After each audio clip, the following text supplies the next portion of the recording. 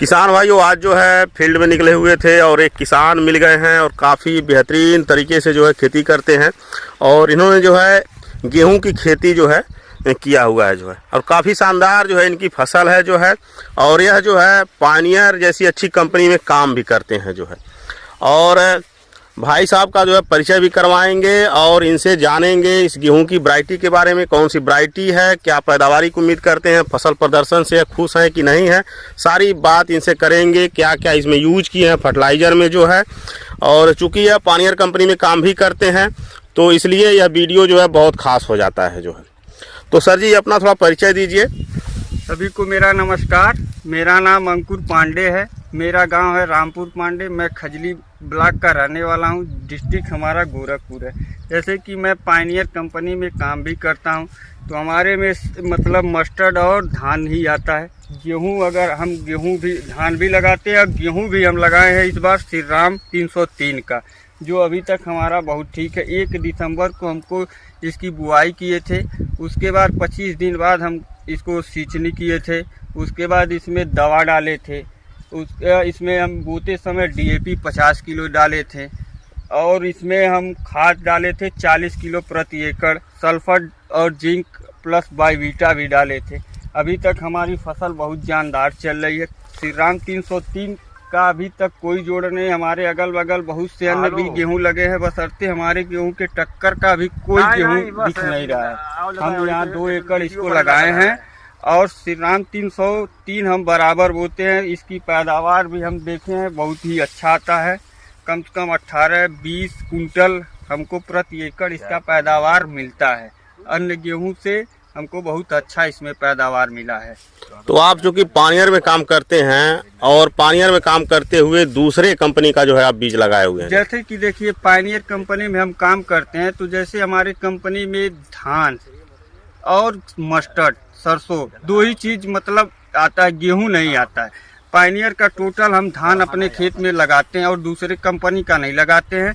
जब हम पायनियर में काम करते थे तब भी, या नहीं करते थे तब भी, हम मतलब बहुत पहले से पायनियर की खेती करते हैं। तो यह फसल जो है आपकी फुटाव में है। हाँ, इस समय बालियां जो है निकल रही हैं जो है। निकल रही हैं। जैसे मान के चलिए हमारा इस टाइम 70-75% में मतलब हो गया, गर्भा में चल रहा है। कुछ निकल गई हैं, अभी 100% हमारा निकला नहीं है। तो इसमें सिंचाई आप कितनी कर चुके हैं? इसमें हम मात्र अभी 1 बार सिंचाई किए हैं और देखते हैं। अभी तो हम इसमें नमी दिख रही है। अगर देखेंगे 1 हफ्ते 2 हफ्ते में अगर सही रहेगा तो सिंचाई इसमें करने लायक अगर मांगेगा तो करेंगे, नहीं मांगेगा तो नहीं करेंगे। तो मान लीजिए आपकी फसल में बालियां निकलने का समय हो चुका, बालियां निकल भी रही हैं इसमें जो है, तो इस समय भी क्या किसी फर्टिलाइजर का आप यूज करेंगे? नहीं, इस टाइम देखिए फर्टिलाइजर डालने का कोई मोटिव तो है नहीं कि इसमें डाला जाए, क्योंकि गेहूं में ज़्यादा हम लोग खाद डाल के क्या होगा, हम लोग बोते समय इसमें DAP डाल ही देते हैं, फिर यूरिया डाल ही देते हैं। और एक चीज़ बताएं, ज़्यादा देखिए यूरिया डालने से कोई फ़ायदा नहीं होता, चाहे धान हो चाहे गेहूँ हो। आप उसमें यूरिया को, ये नहीं है कि यूरिया बहुत अच्छी चीज़ है, आप उसमें बराबर डालते रहिए। यूरिया देखिए चाहे धान चाहे सरसों चाहे कोई भी हो, केवल पौधे को बढ़ाती है।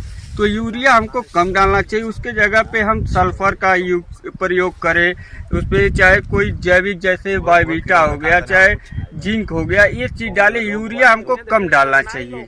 यूरिया से कुछ नहीं होता है। पोटास का प्रयोग करना चाहिए। जैसे पोटास हम लोग, हमारे वहाँ किसान केवल आलू में डालते हैं, उसी तरह धान या गेहूं में भी हमको पोटास डालना चाहिए, जिससे कि हमारी जो बाली निकले। पोटास डालने से बाली अच्छी निकलती है। नीचे जो कीड़े होते हैं वो कीड़े नहीं लगते हैं जमीन में।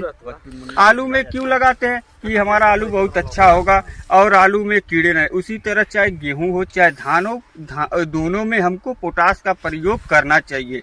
हम इस खेत में पोटास का प्रयोग भी किए हैं, ये अब हम आपको बता नहीं पाए। आपकी फसल में हम एक समस्या देख रहे हैं जो है, पौधे की जो है कुछ पत्तियों के ऊपर जो है इस तरह से जो है सूखा हुआ है। इसमें थोड़ी सी दिक्कत आ गई है, वही चीज हम भी देख रहे हैं। जैसे इसमें कोई एक कीड़ा है, हमने देखा है कई जगह पकड़ा है कीड़े को। इसमें हम बात भी किए हैं अपने ऊपर, क्योंकि भाई देखिए हम कंपनी में काम भी करते हैं, तो हमने अपने बॉस से मतलब पूछा तो उन्होंने बताया है कि इसमें कोई टॉनिक और मतलब कीटनाशक इसमें डलवा दीजिए, सही हो जाएगा। तो हम अंट्राकाल और एक कीटनाशक कोई मिला कि इसमें हम कल स्प्रे कराएंगे। लग रहा है जो ये कीट दिख रहा है, हाँ देखिए कीट है, देखिए लाल लाल कीट है जो है, देखिए ये लाल कीट जो है यही कीट है, गिर गया नीचे लग रहा है। इस कीट की वजह से जो है पत्तियां जो है पीली हो रही, क्योंकि ये क्लोरोफिल को खा जा रहा है।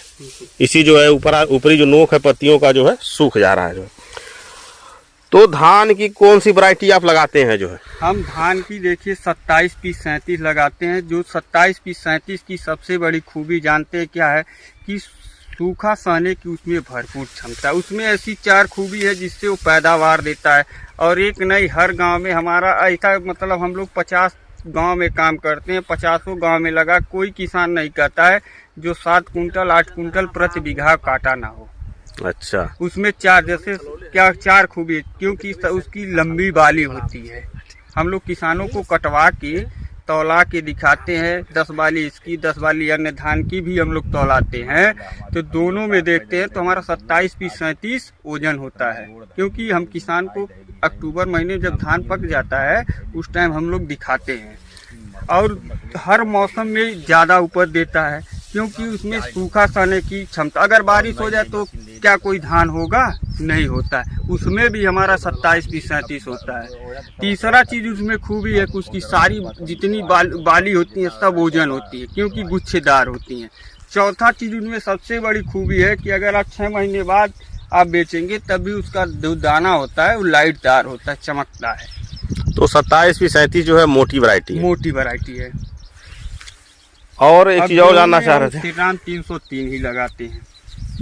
तो 27-37 जो है किसान किस तरह की मिट्टी में लगा सकते हैं? जैसे देखिए, जहाँ ऊपरी मिट्टी हो, जहाँ ज्यादा पानी ना लगता हो, जो खलार एकदम होता है वहाँ नहीं लगाना, क्योंकि इसकी अवधि 128 से 132 दिन है। ये ऊपरी जमीन पे लग सकता है, वहाँ लग सकता है, जैसे पानी यहाँ रुका है निकल जाता है। अच्छा, मतलब पानी टिका हो ताल उल में नहीं लग सकता, मतलब खेत में पानी रुके लेकिन बहुत दिन तक ना रुके। बहुत दिन तक ना। अगर ज्यादा दिन तक पानी रुक जाएगा तो उसके लिए नहीं है, क्योंकि जब फसल हो जाएगी तो काटने में दिक्कत होगी। मतलब यह कह सकते हैं कि मध्यम मिट्टी में जो है इसे हम लगा सकते हैं, आप इसको लगा सकते हैं। तो पानियर में आप काम भी करते हैं और आप जो है श्रीराम 303 लगाए हुए जो है। तो भाई देखिए, काम करने के साथ साथ हम किसान भी हैं। हमारे पास कम से कम 4 से 5 एकड़ खेती है। तो धान तो हम खाने के लिए 2 बीघा अपना संभा लगाते हैं। बाकी जितना मोटे में लगाना है हम 4 एकड़ सब 27-37 लगाते हैं। गेहूं की बात की जाए तो पहले मैं 29-67 लगाता था। अब मैं 3 साल से इसी 303 लगा रहा हूँ। इसका एक गेहूं और आता है SR05। अच्छा, वो इससे भी बिजोड़ है, वो भी हम 1 एकड़ लगाए हैं दूसरे जगह। मतलब अगले साल हो सकता है कि अगर अच्छा रिस्पॉन्स हमको SR05 दे देगा तो अगले साल हम वही पूरा लगाएंगे और इसको थोड़ा कम करेंगे। इसका रोटी खाने में कैसा होता है? रोटी खाने में ही तो सबसे इसीलिए तो हम ज्यादा इसको लगाते हैं, क्योंकि इसकी रोटी खाने में ही तो मजा। इसकी रोटी जो होती है मुलायम होती है, जैसे एकदम बनाने के बाद एक होता है ना कि मुलायम होती है, खाने में स्वादिष्ट भी आता है। जैसे इसमें क्वालिटी है, खाने के लिए भी आप इसको सबसे नंबर 1 अगर खाना रोटी के लिए तो सबसे बेटर गेहूं है ये।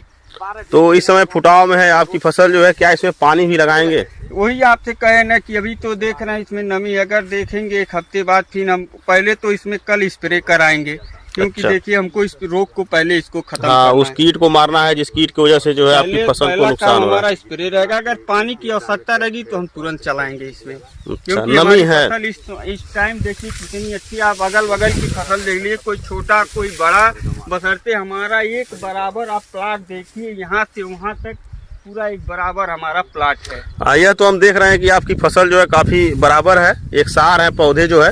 और बगल में भी किसान भाइयों देख सकते हैं जो है, यह भी गेहूं की ही फसल है जो है, और उतनी अच्छी नहीं जितना भाई साहब की जो है फसल है। और इन्होंने जो है श्रीराम 303 वैरायटी इन्होंने लगाया हुआ है जो है। तो सर जी बहुत बहुत धन्यवाद, जो है आपने बहुत अच्छी जानकारी दी है। सभी किसान भाई से यही निवेदन है, गेहूं में बोना है तो अपना श्रीराम 303 बोइए। धान लगाना है तो पायनियर 27-30-37 लगाइए और अच्छा पैदावार लीजिए। बहुत बहुत धन्यवाद।